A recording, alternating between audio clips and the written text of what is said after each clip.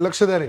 Last session मध्ये आपण चर्चा केली करंट काय मग it is a flow of electron आणि इलेक्ट्रॉनचं जे प्रेशर आहे त्याला आपण काय म्हणलं व्होल्टेज.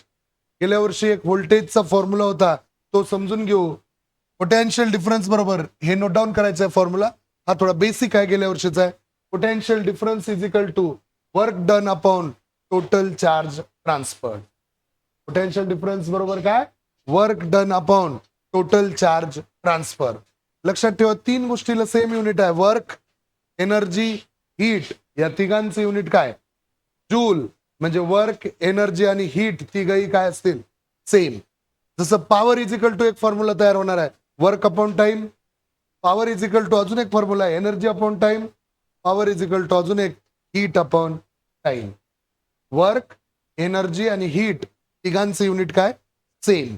मग कोणता फॉर्म्युला लक्षात आला तुम्हाला पोटेन्शियल डिफरन्स बरोबर. पोटेन्शियल डिफरन्स बरोबर काय आलं मग work done divided by total charge. आता पोटेन्शियल डिफरन्स आपण कशाने दाखवतो व्ही आणि पोटेन्शियल डिफरन्स नेहमी 2 पॉइंट मध्ये असते. आणि वर्क डन कशाने दाखवतो डब्ल्यू आणि चार्ज कशाने दाखवतो क्यू. ह्याचा उपयोग आपल्याला पुढच्या एक्सप्रेशन मध्ये करायचा आहे. कोणता फॉर्म्युला आहे V is equal to W upon Q. राहील लक्षात V is equal to W upon Q. आता 5 मार्कासाठी क्वेश्चन जो विचारला जाऊ शकतो तो म्हणजे या डायग्रामवर बेस्ड कोणता आहे जूल्स लॉ ऑफ हिटिंग. कोणता पुढे पुढे या रे आवाज येत नसेल तर. ओके मग जूल्स लॉ ऑफ हिटिंग तुम्हाला किती मार्काला पडणार आहे 5 मार्काला. त्यासाठी कन्स्ट्रक्शन समजून घ्या. हे एक वेळा अशी मोठी रेष म्हणजे पॉझिटिव्ह चार्ज, एक वेळा अशी छोटी रेष म्हणजे निगेटिव्ह चार्ज. एक पॉझिटिव्ह एक निगेटिव्ह म्हणजे एक बॅटरी झाली. असं 2 वेळा पॉझिटिव्ह आहे आणि 2 वेळा निगेटिव्ह आहे याचा अर्थ किती बॅटरी 2 बॅटरी इथं काय केलेले आहेत कनेक्ट केलेले आहेत. मग करंट फ्लो होताना दाखवलं हे डायरेक्शन. हे काय आहे स्विच ऑन ऑफ करण्यासाठी. त्याच्यानंतर इथं आपण हे काय जोडलंय रेजिस्टन्स जोडलेला आहे. काय जोडलेला आहे रेजिस्टन्स. काल चर्चा केली रेजिस्टर काय करेल it will oppose to the current. म्हणजे करंट काही काय करेल त्यानं खाऊन टाकेल. कसं ए पॉइंटला करंट पण जास्त असणार आहे व्होल्टेज पण जास्त असणार आहे. पण बी पॉइंटला करंट पण थोडं कमी झालं आणि व्होल्टेज पण कमी झालं. कोणामुळे कमी झालं ते रेजिस्टन्स. मग आपण काल चर्चा केली बघा रजिस्टरला जर तुम्ही करंट दिलं त्याच्या मोबदल्यात ते काय देणार हीट. त्यालाच म्हणते heating effect of electric current. कळालं. एखाद्या सर्किटमध्ये रजिस्टर कनेक्टेड असेल आणि त्याला जर तुम्ही करंट दिलात त्याने 100% तुम्हाला काय देणार हीट. आता इथे एक डिफरन्स तयार झाला बघा. हे अगोदरचा जो पॉइंट आहे हा आणि नंतरचा याच्यामध्ये एक व्होल्ट मीटर जोडलंय. कोणता आहे व्होल्ट मीटर. काय मेजर करेल व्होल्टेज मेजर करेल. थोडक्यात व्ही म्हणजे potential difference across the 2 point कोणता ए आणि बी. आता एक गोष्ट तुमच्या लक्षात आली का ए पॉइंट हा होतोय हायर पोटेन्शियल. कोणता पॉइंट आहे हा हायर पोटेन्शियल. आता या रेजिस्टन्सनं थोडी व्हॅल्यू कमी केली कशाची करंटची पण कमी केली आणि व्होल्टेजचे पण कमी केले. तर हा बी पॉइंट होतोय लोअर पोटेन्शियल. म्हणजे ए पॉइंट कडं थोडी ताकद जास्त आहे बी पॉइंट कडे ताकद थोडी कमी आहे. मग व्ही ए बी म्हणलं तर काय it is the potential difference. Difference आला ना एक जास्त आहे एक कमी आहे दोघांमध्ये काय झालं डिफरन्स झाला.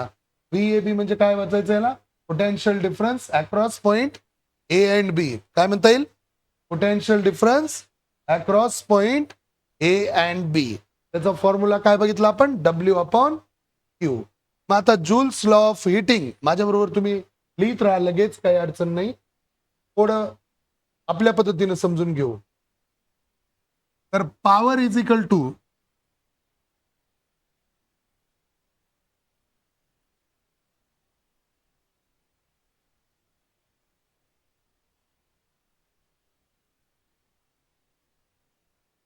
पॉवर इज इक्वल टू काय फॉर्म्युला, वर्क अपॉन टाइम, किंवा वर मार्जिनला लिहून ठेवा, power is equal to work by time, energy by time, heat by time.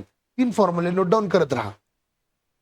Power is equal to work by time, energy by time, heat by time. 3 फॉर्म्युले, work, energy आणि heat तिघांचं unit काय, joule. कळतंय? Simple लक्षात घेऊ. Power is equal to work upon time, power is equal to energy upon time, power is equal to heat upon time. हे 3 वेळा का म्हणलं मी?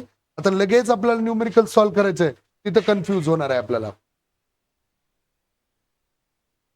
मग बघा आता तुमच्याकडं जे टेक्स्टबुक मध्ये टूल्स लॉ ऑफ हीटिंग दिलंय ते किती मार्काला? 5.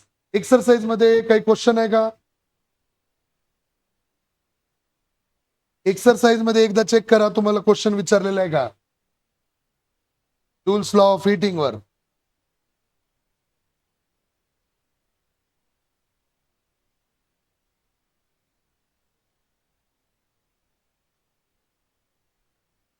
एकदा चेक करा.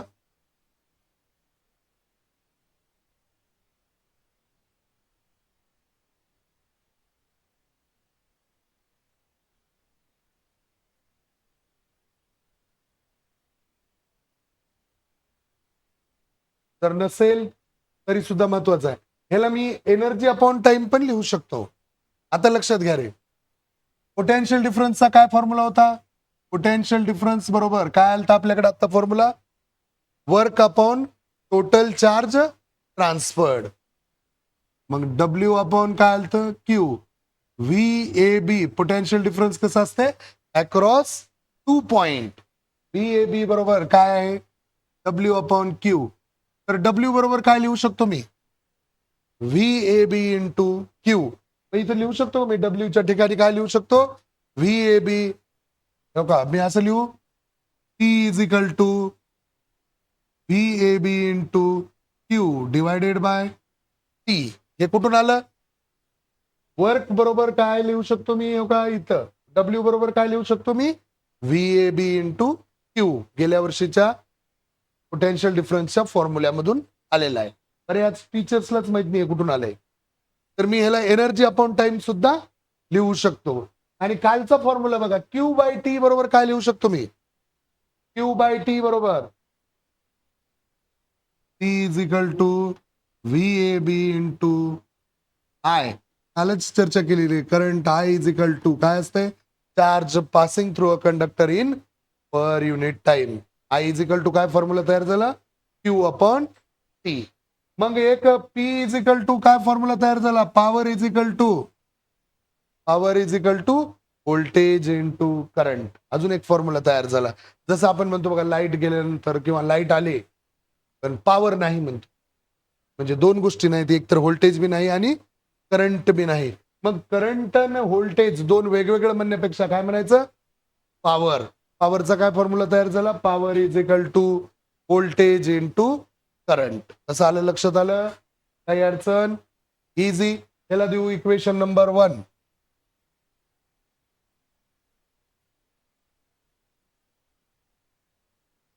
इथपर्यंत नोट डाऊन करूया. इक्वेशन नंबर 1 कसं आलं? पाठांतर करत किंवा लर्निंग करत करतच लिहूया. P is equal to power is equal to work upon time. P is equal to V A B into Q. कुठून आलं हे? हे रेफरन्स साठी लक्षात ठेवा. Potential difference is equal to W by Q. Potential difference is equal to W by Q. तर W बरोबर काय येते मग? V A B into Q.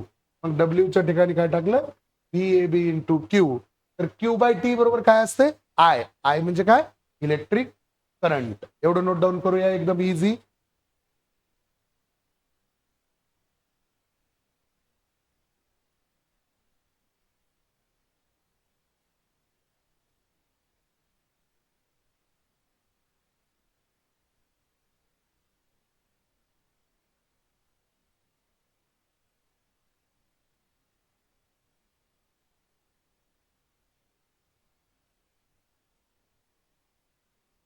काळजीपूर्वक लिहून घ्या. इथपर्यंत इक्वेशन नंबर 1. थोडं थोडं टप्पे पाडू. आता रजिस्टरला आपण काय दिलं? करंट, त्याच्या मोबदल्यात काय मिळणार? हीट. हो रे, असं सांगता येईल. Wien register is connected in circuit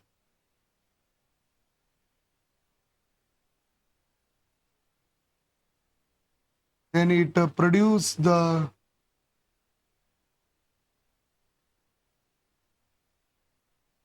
heat. काय करणार? हीट प्रोड्यूस करणार. मग पॉवरचा एक फॉर्म्युला आहे, पी इज इक्वल टू काय? Power is equal to heat upon time. Power is equal to काय फॉर्म्युला? Heat upon time. तर हीट बरोबर काय लिहिता येईल? हीट बरोबर काय लिहिता येईल? Power into time. हो का रे? Then heat is equal to power into time. तर पॉवर इज इक्वल टू काय फॉर्म्युला आहे? Heat upon time. तेच आहे. इकडे लक्ष द्या रे. एच बरोबर पॉवरच्या ठिकाणी काय लिहू शकतो मी? V A B. हो का रे? V A B into I into T. इथपर्यंत क्लिअर आहे? काय केलं मी? हीट बरोबर काय फॉर्म्युला आला? Power into time. पॉवर बरोबर काय? बोलत राहा. पॉवर बरोबर काय? V A B into I. मग V A B into I into T. याला देऊ इक्वेशन नंबर सेकंड. इथपर्यंत नोट डाऊन करत राहा. म्हणजे रजिस्टर जर तुम्ही सर्किटमध्ये कनेक्टेड असेल तर ते हीट प्रोड्यूस करणार. आणि हीट साठी काय फॉर्म्युला वापरला? Heat is equal to power into time. Okay, इथपर्यंत नोट डाऊन करा.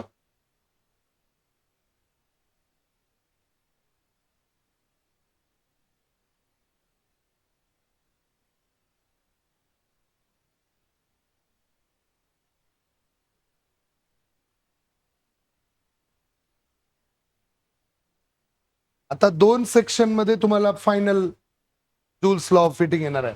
लक्षात घ्या बरं, थोडं कन्फ्युजिंग आहे. एका बाजूला घेऊ रे, according to Ohm's law. According to Ohm's law. गेल्या वर्षी ओम्स लॉ होता, काल पण चर्चा केली. काय फॉर्म्युला त्याचा?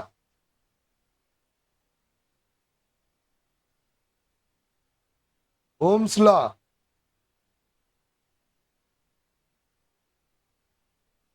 V is equal to I into R. हो का रे? ओम्स लॉ मध्ये काय करू शकतो? V A B is equal to I into R. जेव्हा व्ही लिहिल त्याच्यासोबत ए बी लिहायचं. हे एक.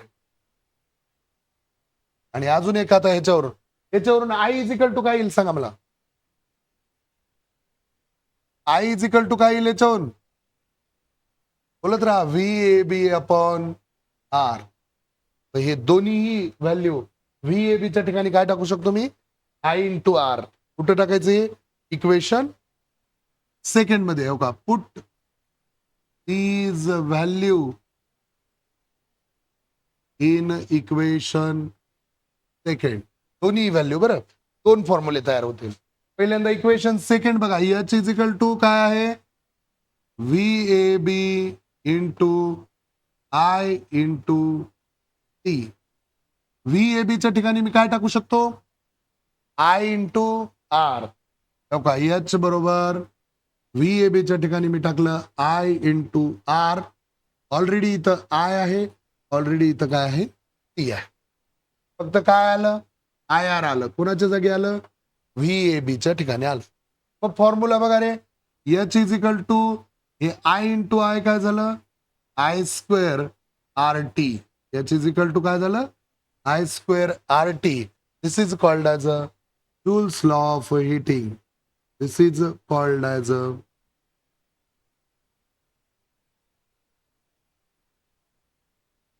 Joules law of heating. याला काय म्हणलं जातं मग? Joule's law of heating. त्याच्यामध्ये बघा हीट काढायचं आहे, पण करंट, रेजिस्टन्स आणि टाइम आलाय. कोण आलाय? करंट, रेजिस्टन्स आणि टाइम आलाय. आता व्होल्टेज दिला असेल तर ही व्हॅल्यू. पुन्हा ही व्हॅल्यू कुठे टाकायची? इक्वेशन 2 मध्ये. इकडे लक्ष द्या. H is equal to equation 2 काय आहे मग? VAB into I into T. आता आयच्या ठिकाणी काय टाकायचे? आयच्या ठिकाणी काय टाकायचे बोला? VAB इंटू आयच्या ठिकाणी काय टाकायचे? VAB अपॉन R आणि उरलेलं इथं टी जशाला तसं, काही चेंज नाही, फक्त थोडा बदल. VAB चा स्क्वेअर झाला, H is equal to V square AB into T by R. हे पण जूल्स लॉ ऑफ हिटिंगच आहे, पण हीट आणि व्होल्टेज आहे. हीट आणि व्होल्टेज हे पण जूल्स लॉ ऑफ हिटिंग आहे, पण हीट आणि काय आहे? Current. H is equal to I square R T किंवा V square T by R. हे दोन्ही काय झाले? Joule's law of heating. Okay, काळजीपूर्वक लिहून बी घ्या आणि सराव करण्याचा प्रयत्न करा. Okay,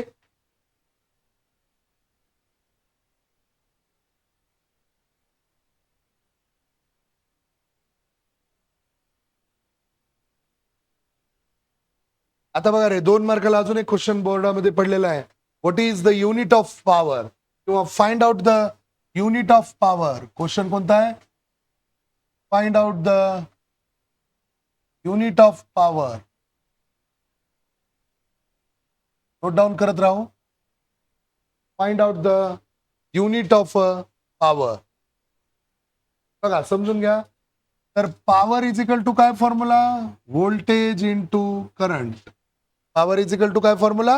voltage into current. इकडे लक्ष द्या रे. आता व्होल्टेजचा काय फॉर्म्युला आहे? W by Q. डब्ल्यू म्हणजे काय? वर्क. वर्क कशात मोजतो? जूल. आणि क्यू म्हणजे कोण? चार्ज. चार्ज मोजतात कुलोम मध्ये, ती unit.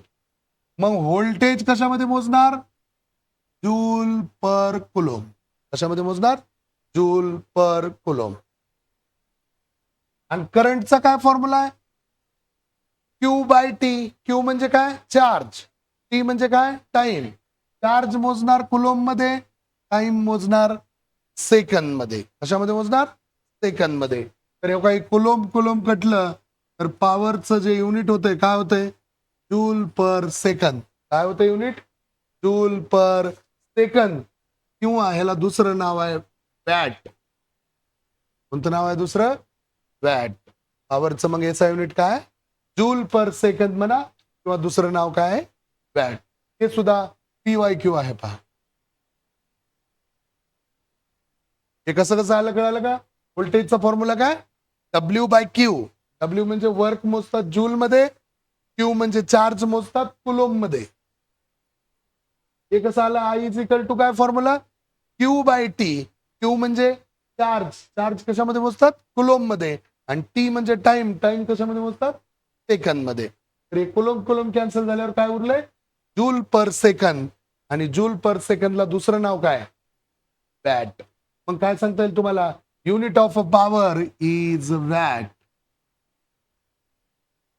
Unit of power is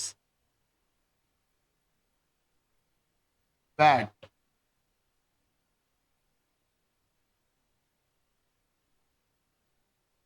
unit of power is watt.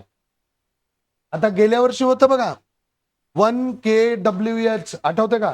1 kWh.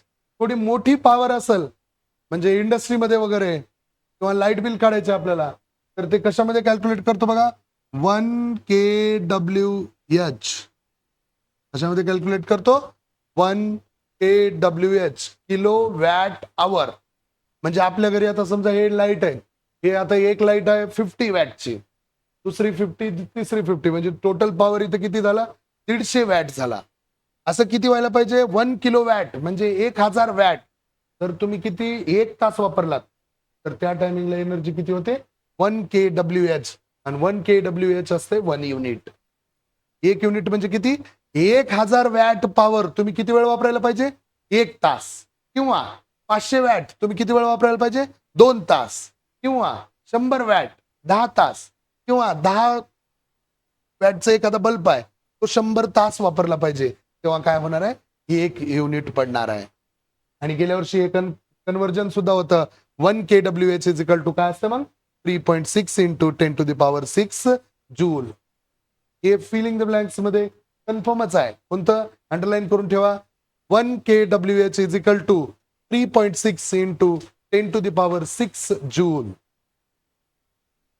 काही फिक्स पडते पहा. 1 kWh is equal to filling the blanks मध्ये 3.6 इंटू 10⁻6 जूल. मधला एक काही पोर्शन आपण heating effect of electric current थोडं ठेवणार आहोत आणि पहिले न्यूमेरिकल्स घेणार आहोत आता लगेच. ओके, नेक्स्ट पेजवर ते बल्बचे डायग्राम वगैरे आहे ते पेज सोडून त्याच्या पुढच्या पेजवर न्यूमेरिकल्स आहेत बघा.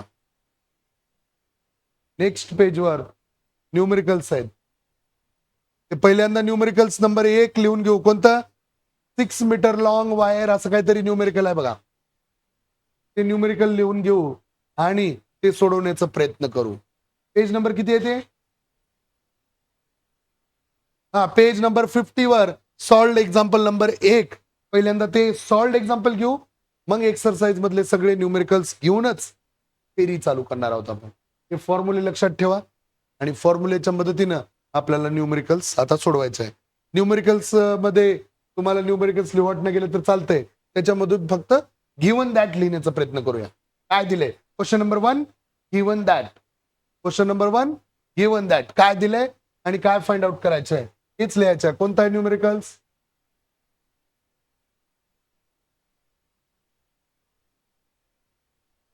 हे दिले बघा. ह्याच तुम्हाला काय करायचं आहे? गिव्हन दॅट लिहिण्याचा प्रयत्न करायचा आहे. जमतंय का बघा? गिव्हन दॅट कसं? पहिले काय म्हणले बघा, 6 मीटर लॉंग वायर. मग गिव्हन दॅट मध्ये तुम्हाला काय सांगता येईल? गिव्हन काय दिले आपल्याला? Given that number 1 length of wire किती दिलंय? 6 मीटर. लेंथ ऑफ वायर बरोबर किती दिलंय? 6 मीटर. Condition number 1. पुढे वाचन करूया. Is made from the ally nichrome is shaped into coil. त्याचा आपण असं कॉइल केलेलं आहे. 6 मीटर वायर लॉंग आहे. and given for the producing heat. It has a resistance R is equal to किती दिलंय? 24 ओम. बरोबर आहे का? आता काय म्हणले बघा, can we get more heat if the wire is cut into half. आता वायर जर हाफ केलं, रे वायर जर हाफ केलं तर त्याची लेंथ पण किती होणार आहे? लेंथ किती होईल? 3 मीटर. रेजिस्टन्स सुद्धा आर इज इक्वल टू किती होईल? हे 24च दिले का तुमच्याकडे? बघा बरं, 22 दिले. तेच तर सांगलो मला वाटलेलं इथं चुका झाल्या असतील. 22 तुमच्याकडे दिले तर 22 घेऊन करू आपण.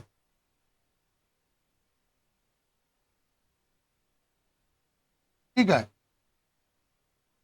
22 ओम. आता हाफ केल्यावर याचा रेजिस्टन्स जे काय असेल, एक कोणतं 22 आणि 11 घेऊन करू किंवा 24 आणि 12 असं होतंय. कोणतंही तुम्ही पुन्हा नंतर एक सोडवा. लक्षात आलंय? इथं टेक्स्टबुक मध्ये काहींचं 22 दिलंय, 24 जे काय असेल आपण आन्सर तर वेगवेगळे येणार आहेत, काही प्रॉब्लेम नाही. पहिले किती मीटर होतं वायर? 6 मीटर. रेजिस्टन्स किती होता? 22 ओम. नंतर किती झालं? 3 मीटर. रेजिस्टन्स किती? 11 ओम. पोटेन्शियल डिफरन्स किती दिलाय? दोन्ही ठिकाणी V इज इक्वल टू इथे किती दिलाय? 220 व्होल्ट. इकडं पण V इज इक्वल टू काय असणार आहे? 220 व्होल्ट. काय काढा म्हणले बघा बरं आता. Can we get the more heat if the wire is a cut into half. म्हणजे आपल्याला जास्त हीट मिळेल, त्याची पॉवर जास्त, त्याची हीट सुद्धा जास्त. मग आपण काय काढायचं आता? आपल्याला पॉवर काढायचंय. इकडं पण पॉवर काढायचंय आणि इकडं पण पॉवर काढायचंय. दोन्हीमध्ये कुठं पॉवर जास्त येईल हे आपल्याला विचारलंय. लक्षात एवढं? पॉवर दोन्हीमध्ये कुठं जास्त असेल तर आता एक लक्षात घ्या, power is equal to power is equal to काय formula? Power is equal to formula आहे voltage into current. Power is equal to काय फॉर्म्युला आहे? Voltage into current. पण आपल्याला बघा पॉवर काढायचे, व्होल्टेज दिले पण करंट दिले का? मग V इज इक्वल टू काय लिहू शकतो आपण? I into R. तर I इज इक्वल टू काय लिहू शकतो?